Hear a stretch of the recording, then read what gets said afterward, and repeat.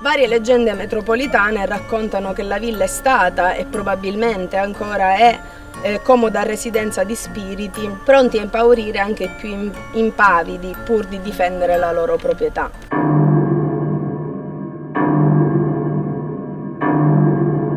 Ci sono pentole, barattoli. No, perché c'hanno i ritratti? Sì, si vede che è stato utilizzato come lavoro. Vediamo quella Questa deve essere l'entrata maestosa, questo probabilmente è l'ingresso. Sì, ma L'ingresso patronale.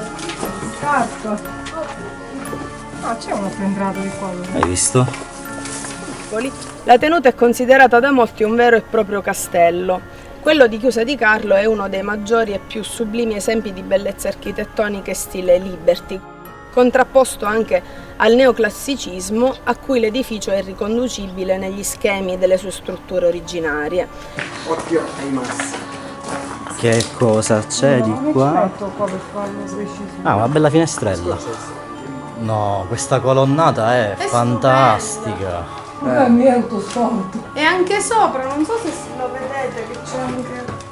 La storia di questa tenuta infatti si lega indissolubilmente a quella dei famosi fatti di Avola, quando il 2 dicembre del 1968, durante una manifestazione a sostegno della lotta dei braccianti agricoli per il rinnovo del loro contratto, la polizia decise di aprire il fuoco uccidendo 2 dei braccianti manifestanti, Giuseppe Scibilia e Angelo Sigona.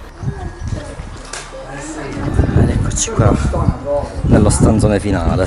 Guarda, è un panorama proprio.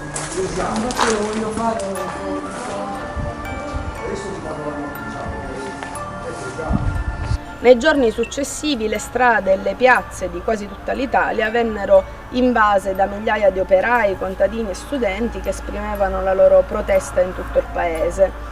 E la villa si trasformò quasi in un monumento alla memoria dei 2 morti. È presente la parte finale della villa, quella più in alto?